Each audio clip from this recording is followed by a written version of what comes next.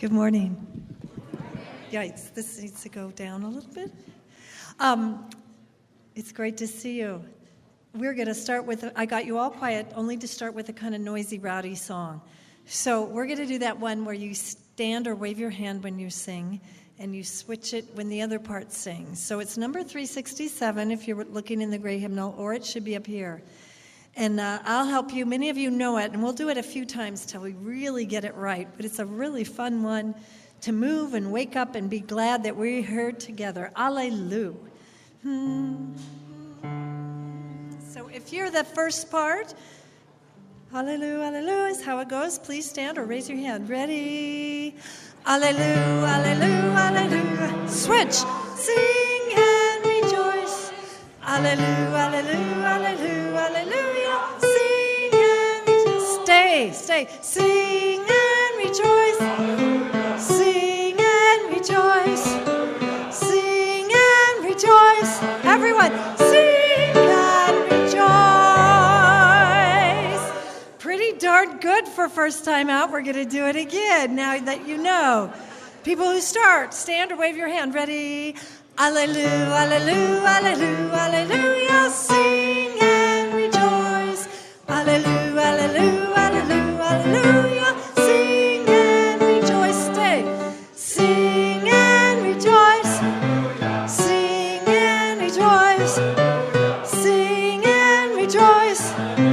Sing and rejoice. Almost perfect.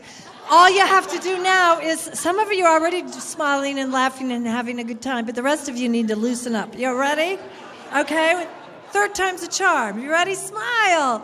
Alleluia, Alleluia, Alleluia, Alleluia. Sing and rejoice. Alleluia, Alleluia, Alleluia, Alleluia. Sing and rejoice. Sing and rejoice. Sing and rejoice. Sing and rejoice. Sing and rejoice. Perfect. Have a seat.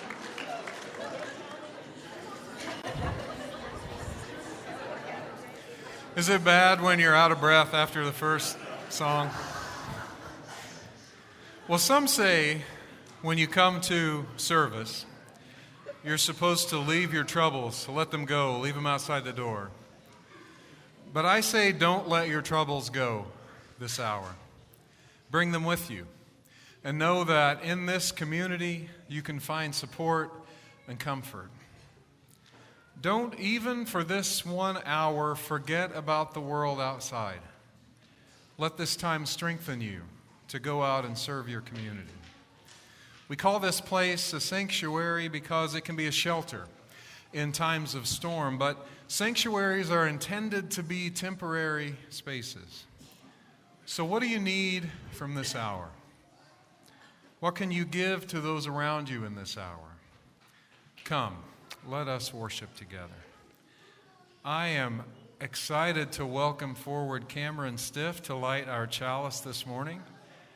Cameron turns 10 years old tomorrow, and Cameron, we're so grateful to you for helping this morning.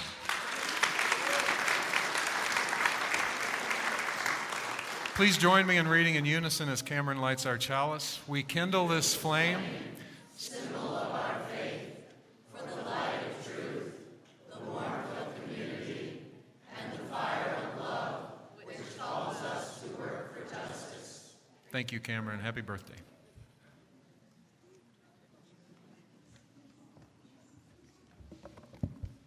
Welcome to Valley Unitarian Universalist Congregation. I'm your worship associate today, Noelle Hyman.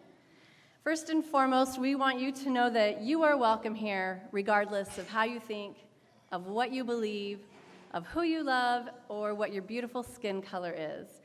If you are visiting us for the first time, please stand so we can welcome you.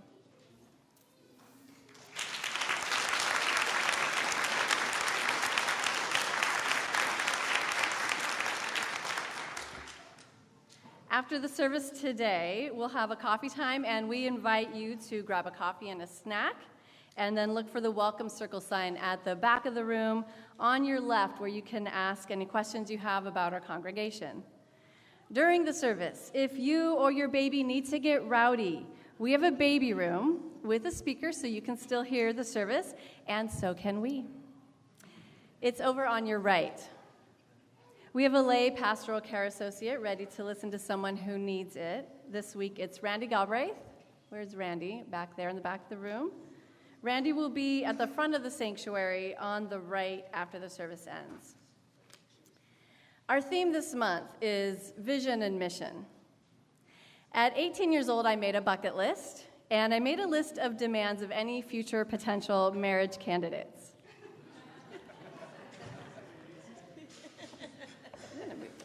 I only remember a few items on each list, like I wanted to learn Hebrew.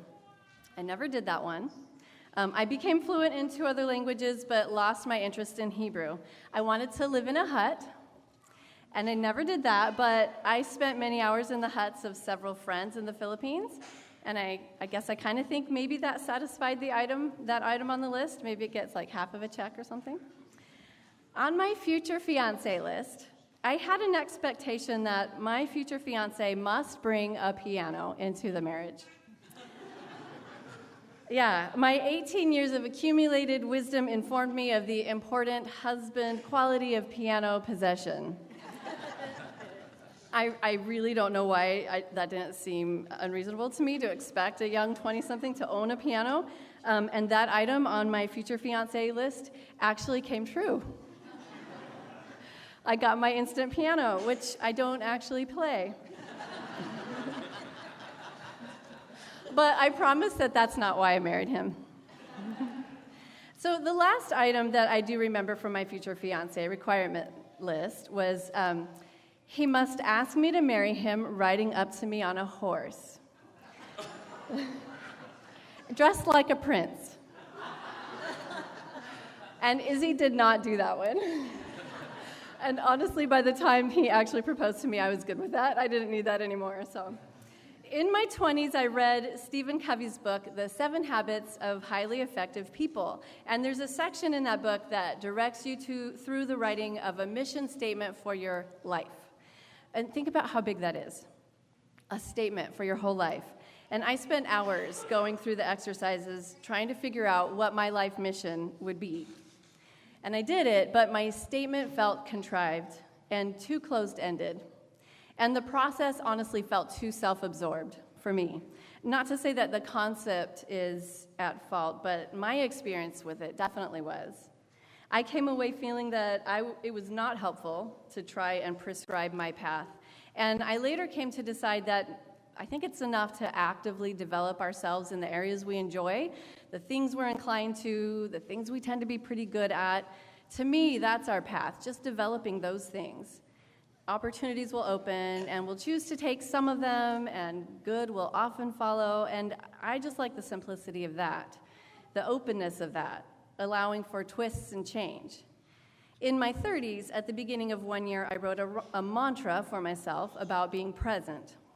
And with this mantra, I envisioned myself being more present with everything I was doing and for everyone I was with. And I meditated on that every day for a year. It focused not on trying to control my path, but on appreciating it and living it more fully wherever that path goes.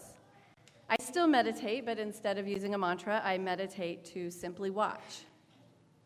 This is based on the concept that we all have a perception that's not quite clear because we're each seeing the world through clouded and tinted lenses, colored by our personal previous experiences, by our ego, by our desire to protect ourselves from pain. And I meditate as a way to observe and identify my patterns of thinking and false perceiving. I'm not so much focused on a vision for my future, but instead hoping for a clearer vision of things right now. In Eastern practices, there's something called mudra. It's designed to help us focus the mind. Mudras are gestures, mostly made with the hands, and they have meanings that are thousands of years old, and I'm just going to share one. It's a gesture of contemplation and meditation, and you can do it with me if you want. It looks like this. I'm just going to move away from the podium so you can see. Your right hand is on top of your left hand, like an open bowl, to symbolize like a chalice or the bowl, to symbolize receptiveness. The left hand represents the world as it appears to us, and the right hand represents enlightenment or the seeing of reality as it really is. So you could see this as clear vision or perception overcoming the obscured, flawed perceptions that we have. And you place that on top of the other, the right on top of the left. You can bring your thumbs together then, your thumb tips, to unite opposites, and then you hold that in your lap. And I invite you to hold this mudra in your lap as I share a poem called Clearing by Martha Postlethwaite. Do not try to save the whole world or do anything grandiose. Instead, create a clearing in the dense forest of your life and wait there patiently until the song that is your life falls into your own cupped hands and you recognize and greet it. Only then will you know how to give yourself to this world so worthy of rescue.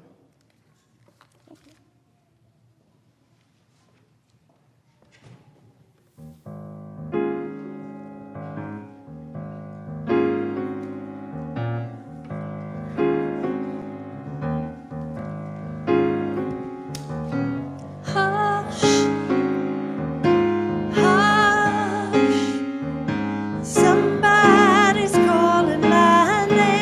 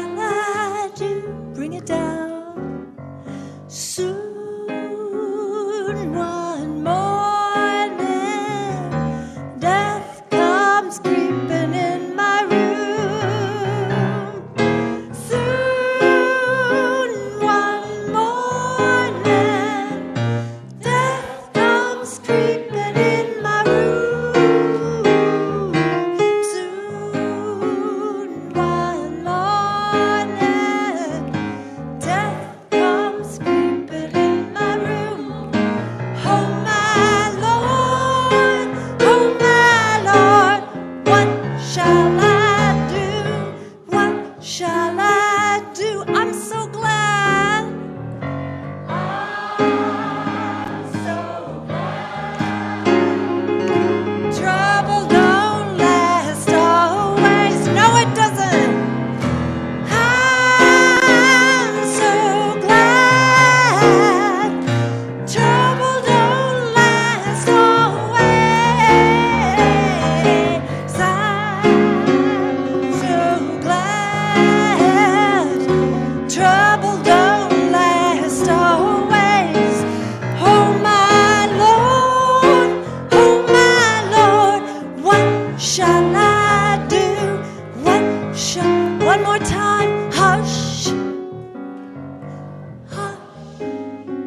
said,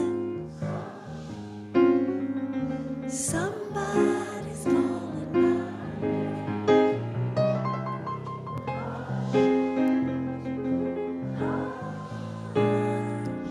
somebody's calling my name.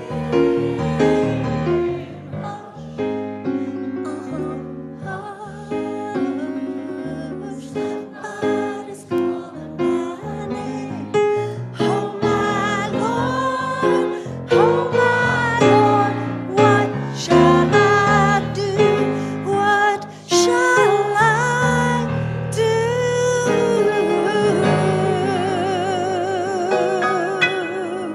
Yeah, please be seated.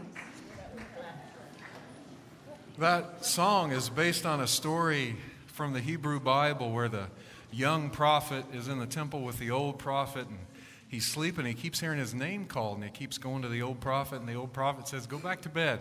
Nobody said anything. And finally, the old prophet says, after about the third or fourth time, go lay back down, and next time you hear your name called, say, here I am. What do you want from me? It always makes me wonder, what's love calling me to do? Am I answering the call? So, well, I'm supposed to be taking up the offering, but I love that. I love that song.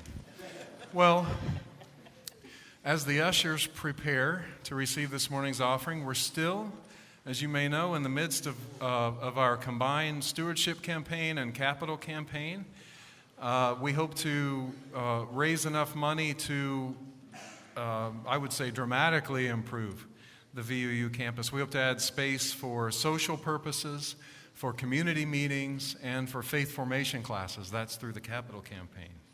If you haven't yet made a pledge to the capital campaign, we hope you'll consider a generous pledge over the next few years to get us closer to our goal of $2.5 million. No matter the total we receive in the capital campaign, we'll use it to improve our campus, but your generosity will help us make those improvements as impactful as possible. So the big ask is this.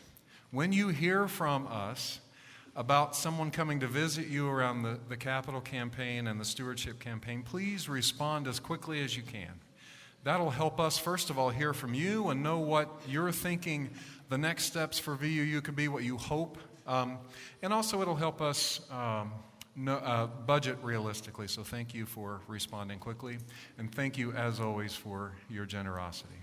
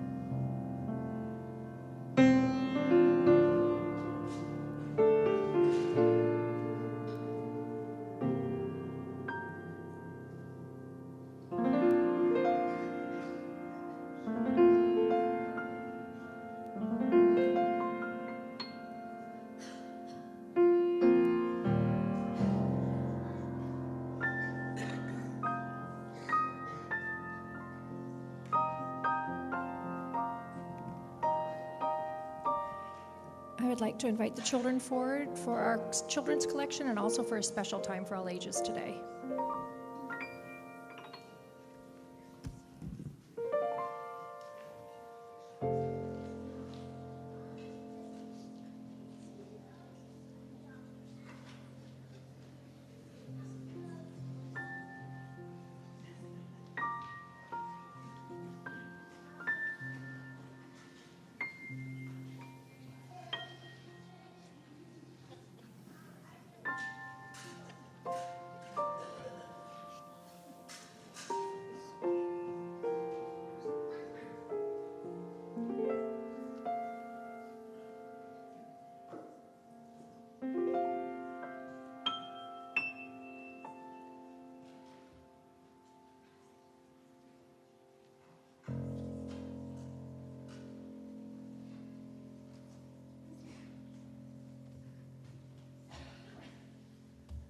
Today's a great day to have Recognition Sunday if the theme for the month is mission and vision.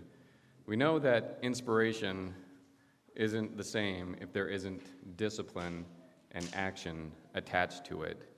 Every year, the Special Funds Committee has the great honor of recognizing a member of our congregation whose discipline and work and ability to get things done is recognized for the contribution that they've made to our congregation. We've had so many people over the years who have made a huge difference in the congregation, both institutionally and in the lives of the members of the congregation. On Recognition Sunday, we recognize a person who joins that group of committed members. If I could have the members of the Special Funds Committee come forward to help with the recognition. Chris Saar, Joanne McGrath, Rick Henricks. Today we recognize Linda Horton for all of her years of service to our congregation.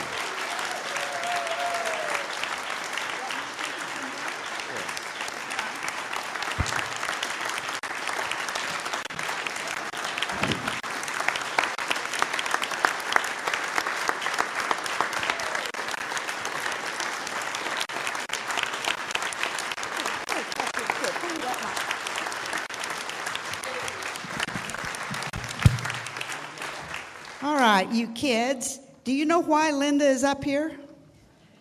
Right here. Do you know why she's up here? They don't know. Well, it's because she's being recognized. Hang on just a minute. I can't see you in my... Okay. Oh, thank you. That goes right here. Okay, thank you very, very much. And then go sit with your mom. Okay, all right. Linda's up here because the Special Funds Committee is giving her our Special Recognition Award. That goes to someone who is special and has done special kinds of things. And one of the things you probably didn't know is that she and her husband Jim came here in 2004. How many of you were even born in 2004? Oh, well, a few. Okay, a few. All right, that's good. Thank you. Thank you very much. Glad to see we have a few old-timers here besides me. But one of the things I think people noticed when she first showed up was here was someone willing to do just about anything. She'd tell a story to the kids, stuff the envelopes, rearrange the chairs, take a dish to a potluck. And then when someone needed to chair the stewardship committee, which no one wants to do, she would offer to do that. Or run for the board, and she would offer to do that, right? And like most of us, unlike most of us, she is a 50-year UU. Do you know what that means?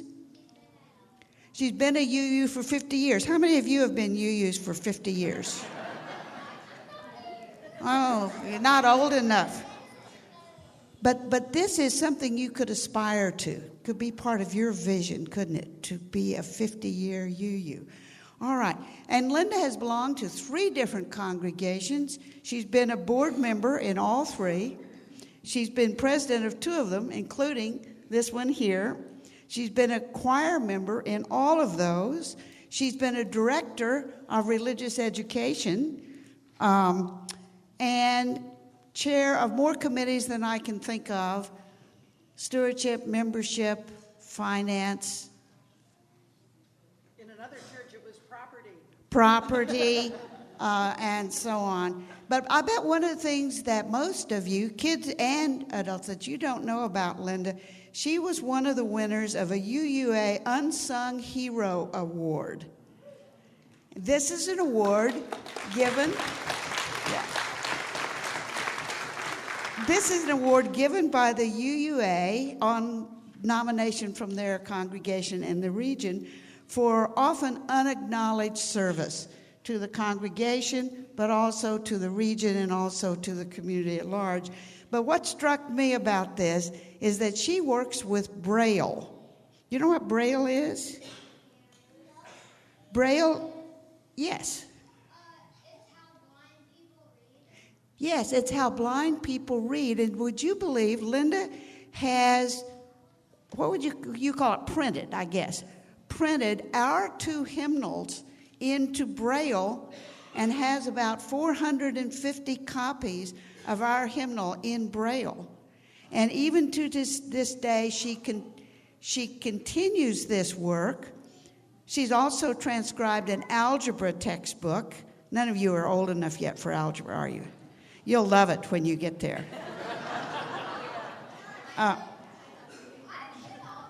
You can do algebra. Good for you. But she also transcribed an algebra textbook into Braille. And even to this day, she still works with this, creating books for Mexican children in Braille, and goes down to Nogales every now and then, right? Once a month, all right, to work with the blind children and their teachers in Dallas. So, Linda, thank you.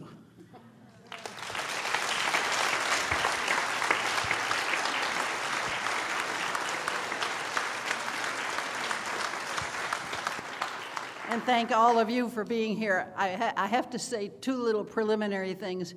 Some of the most important moments in my life have taken place in this room, number 1. Number 2, I did get a piano.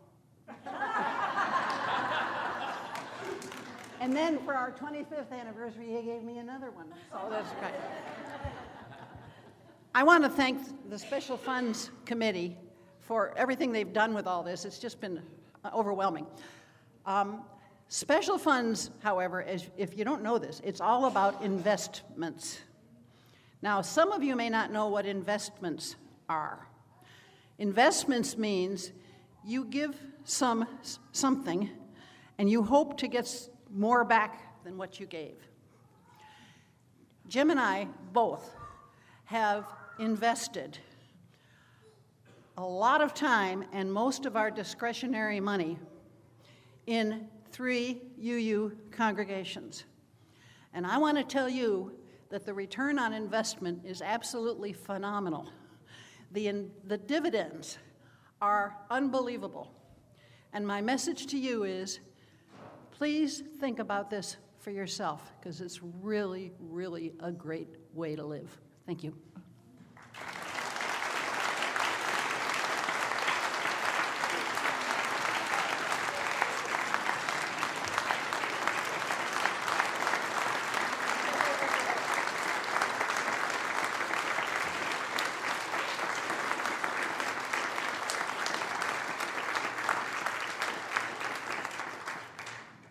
So we will have a cake at the end of service to help celebrate with Linda, and we have this. It's a big thank you, so it's a big thank you card for anybody who would like to sign after service. We'll have outside.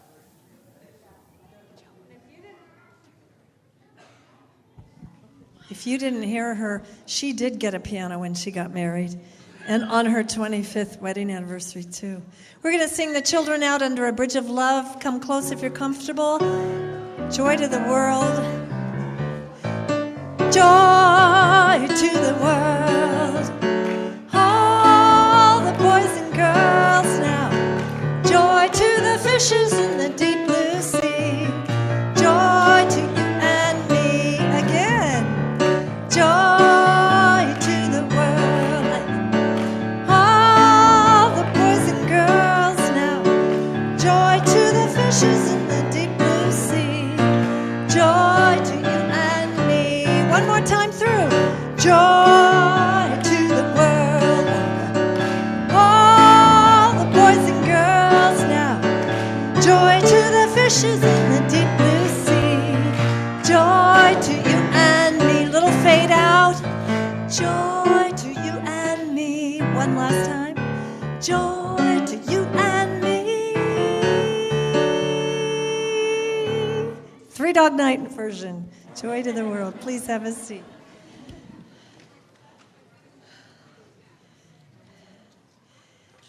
This next song is one of my favorites. My colleague Mimi Bornstein wrote this after a personal tragedy in her life. And it's given many of us a lot of comfort. The song is called Comfort Me. And as Andy said earlier, this is the place to bring all of ourselves. And it's the joy, but it's also the heaviness that lives with some of us. It's some of the time. And this is the place where we can get support for those joys and those heavy times and give ourselves comfort. We'll stay seated for this. Comfort me.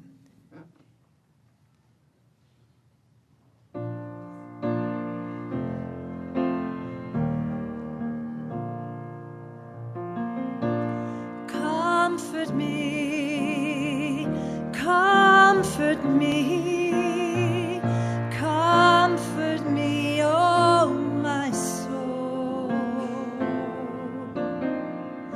Comfort me, comfort me, comfort me, oh my soul. Sing with me, sing with me, sing with me, oh my soul.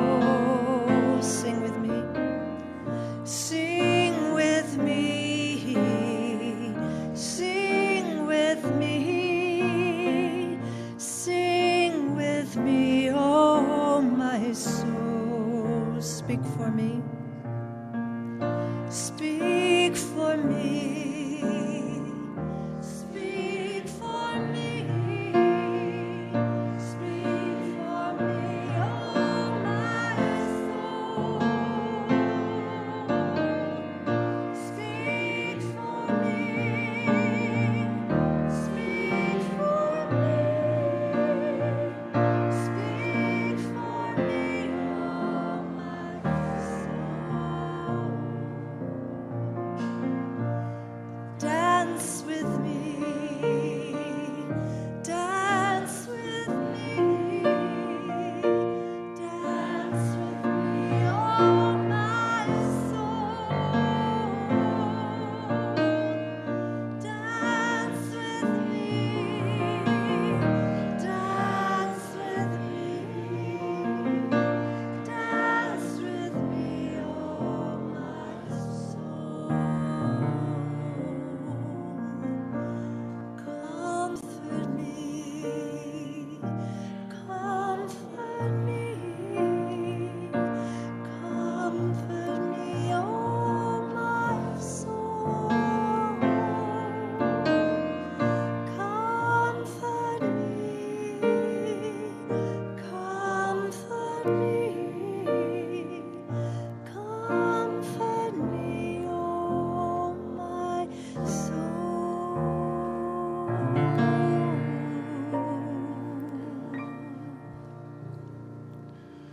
This is a world and a time in which we are often bombarded with messages to vote this way, or here it comes at the holiday season, buy this thing.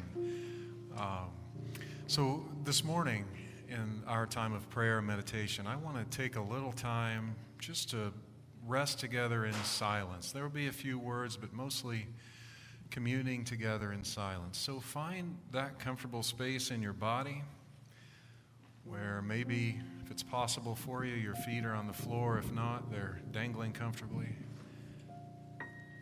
A place in your mind and spirit where you know that there is nowhere else you have to be right now. And join me in a spirit of meditation and prayer.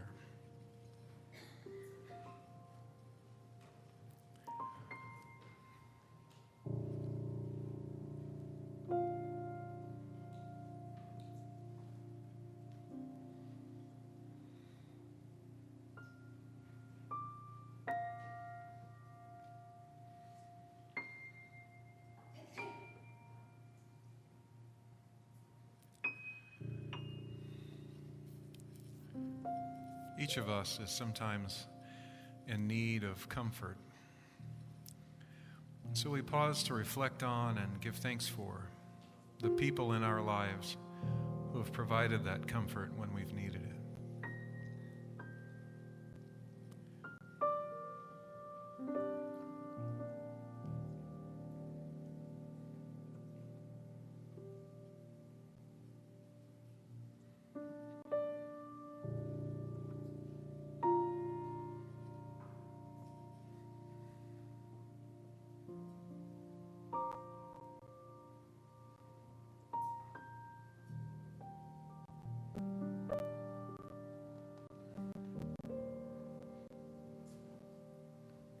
pause to consider now where those places are in our lives these days in which we need comfort. Maybe the loss of a friend or loved one, a diagnosis, a concern over things close or far away. We pause to reflect on our own need for comfort.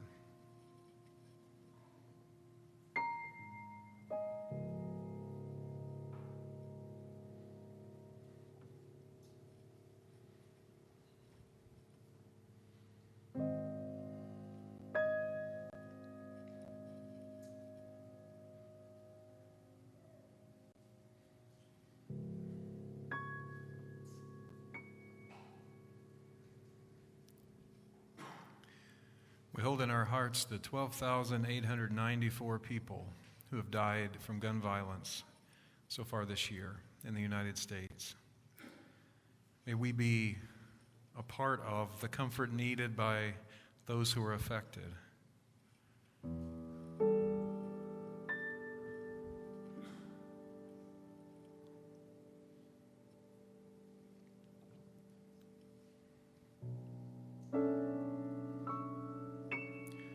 We offer thanks for all those who have provided comfort to us and renew our vow to be comfort for others when they're in need. Amen.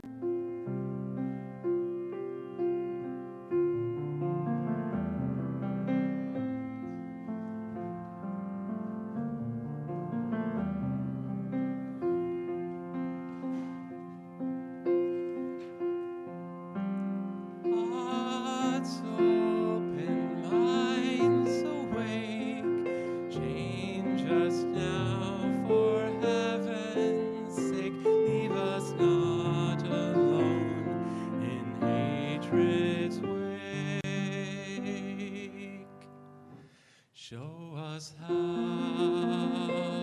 to love. Show us how to love. Show us how. Show us how to love.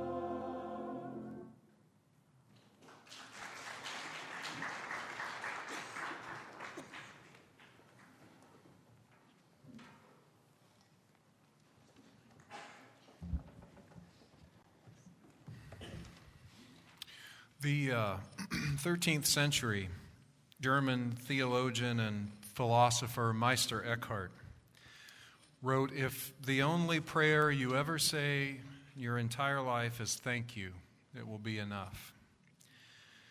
To say thank you, I begin with words from Unitarian Universalist Association staff member Karen Bellavance Grace. Today we've set aside time to publicly say thank you to our siblings who have served in the Air Force, Army, Coast Guard, Navy, and Marines. To say thank you to all who served, whatever their role, wherever their service took them. We say thank you to those whose service was brief and to those who made a career of their service. We say thank you to those who remember their service with fondness and to those whose time in service still haunts them. We say thank you to those who returned to us largely intact, who found jobs, started families, and who continued to find ways to serve their communities. And we say thank you to veterans who returned with brokenness so deep that they continue to struggle to find a role or even a home in our communities. God of many names, source of all love, in the face of all of this, sometimes the only prayer we have is thank you. We pray it will be enough, end quote. If you're here this morning and you're either active duty, military, or a discharged veteran, could you please stand as you're willing and able?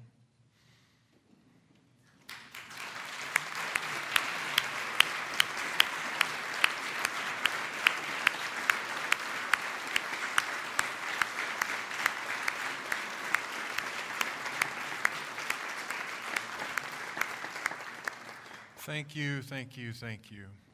We are grateful for your service.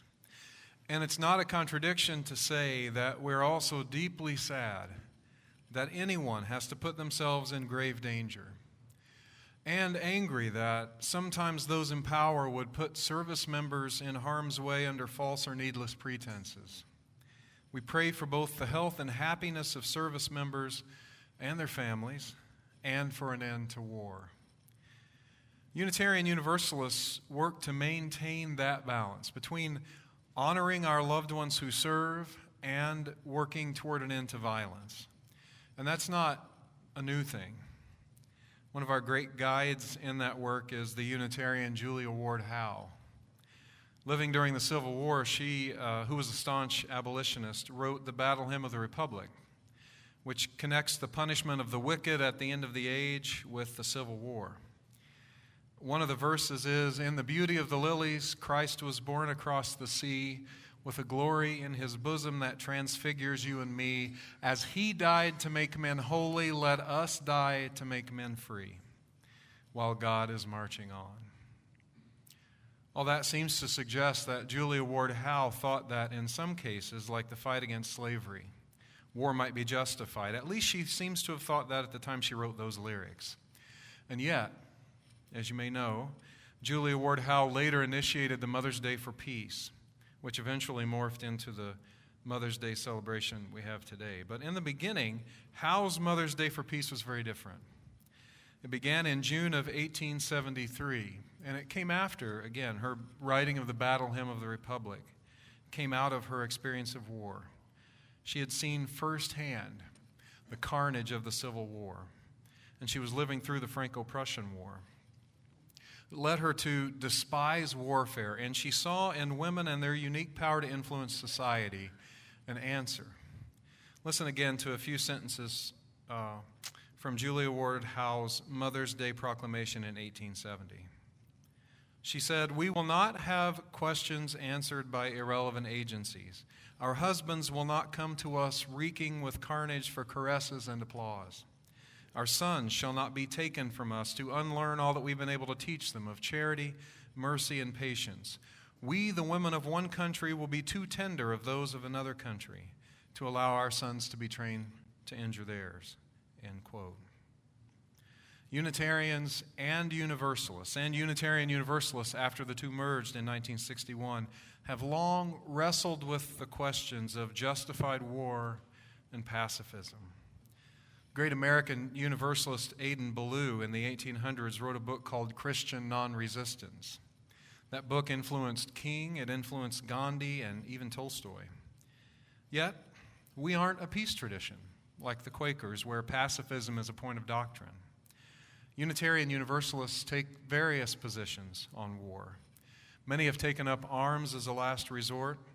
The Unitarian preacher Theodore Parker in the 1800s kept a pistol in his desk to protect fugitive slaves who sought shelter in the congregation he served.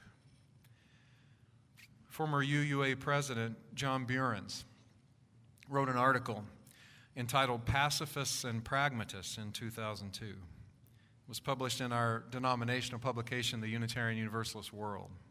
He pointed out that through our history as a faith movement, pacifists and what he called pragmatists, by which he seems to have meant people who see some war as justifiable as the last resort, have coexisted within Unitarian Universalism.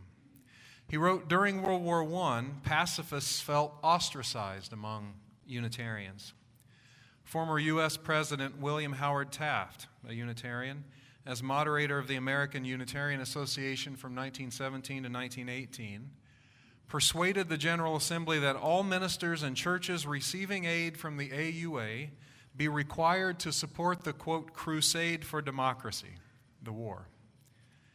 Pacifist ministers lost their posts in some places, and the distinguished New York Unitarian minister, Dr. John Haynes Holmes, actually left the American Unitarian Association with the congregation he served.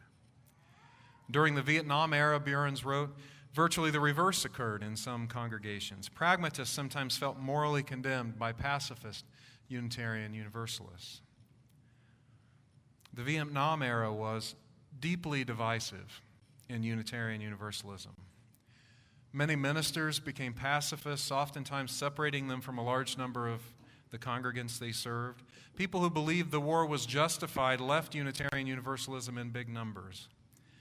While some congregations declared themselves sanctuary congregations for people who were avoiding the draft, a whole lot of Unitarian Universalists felt the churches shouldn't be crossing legal lines that way. It was a live debate, and as it tore the country apart, it pulled at the threads of Unitarian Universalism as well. I wouldn't be surprised at all to find that there were strong feelings both ways represented in this congregation this morning. The balance between peace efforts and respect for what Burns calls pragmatist positions has never been an easy balance to maintain.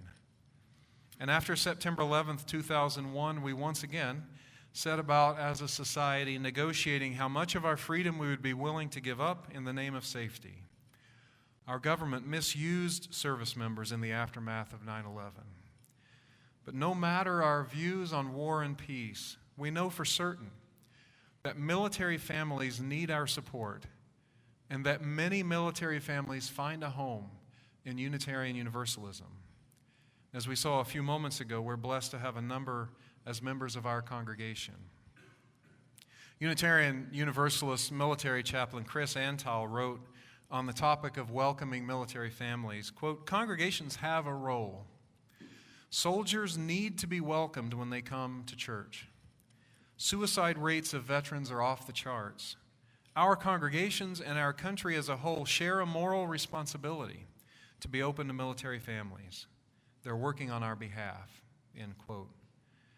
Our first principle, that all people have worth and dignity, reminds us of the importance to take seriously caring for these families. Several years ago, in another UU World article, the director of Ministries and Faith Development at the Unitarian Universalist Association, Sarah Lammert, said, quote, any denomination that wants to attract people who are unchurched or that cares about diversity has to be involved with the military. The military is widely understood to be the most racially, ethnically, and religiously diverse institution in the United States. It's also way more diverse in terms of class than our typical UU congregations. She continued, I've heard it said that something like 50% of soldiers lose their faith while at war. Most of them are between 18 and 22 years of age, and they're thrown into situations most of us couldn't imagine in terms of moral complexity. We can and should be walking with these people and sharing their faith journeys in real ways. They deserve our commitment, end quote. In a lot of ways, Unitarian Universalist chaplains are perfect in this setting. When a person has a crisis of faith, what they need most is not doctrinaire conversion attempts or even deep philosophical examinations, especially when the crisis is new. They need somebody who's able to listen non-judgmentally and companion them through what can be a very deep valley without getting so anxious that the conversation partner feels the need to make it lighter somehow. We UU ministers are used to serving people in various faith traditions and people who claim no faith tradition at all. And of course, there are UU service members, young people serving who grew up in UU congregations who are looking for support for their UU identity while they're serving. In that same UU World article mentioned earlier, Chaplain Antal said, "I've been able to do all kinds of meaningful ministry, especially after Don't Ask, Don't Tell was repealed." A lot of people came to him to talk about their identity as a military member. He said, not only does the Army need chaplains, it needs liberal chaplains to balance the overwhelming number of evangelicals within chaplaincy. When we as a denomination walked away from the military after Vietnam, the vacuum was filled by others, end quote. As the number of Unitarian Universalist military chaplains continues to grow, and it is growing, our presence makes a real difference in the lives of service members. I talked to an Air Force chaplain this week who's part of this congregation, but I don't think he's here this morning. He told me about a Wiccan service member who came to him recently looking for counsel. The soldier wanted help putting on an earth-based ceremony, but also just needed to talk about some life stuff. This open and accepting chaplain was able to help this airman and the airman's fellow Wiccans get what they needed and put on the service. The same chaplain recently had a visit from an atheist who wanted to debate the old question of how could a loving God allow all this evil to happen. And once again, the chaplain showed up non-judgmentally in private conversation. Our reach, believe it or not, goes up the chain of command, too. President John Burens once wrote, he said, I once went to call on the late Elliot Richardson, a staunch birthright Unitarian who served briefly as Secretary of Defense. That was shortly after William Perry, another UU, resigned that office, and President Clinton had named as his successor William Cohen, still another UU. So I asked Richardson why, with our relatively small numbers and our liberal values, 3 Unitarian Universalists in 3 decades have been placed in charge of the largest military establishment. He replied that our commitment to the use of reason might have something to do with it, end quote.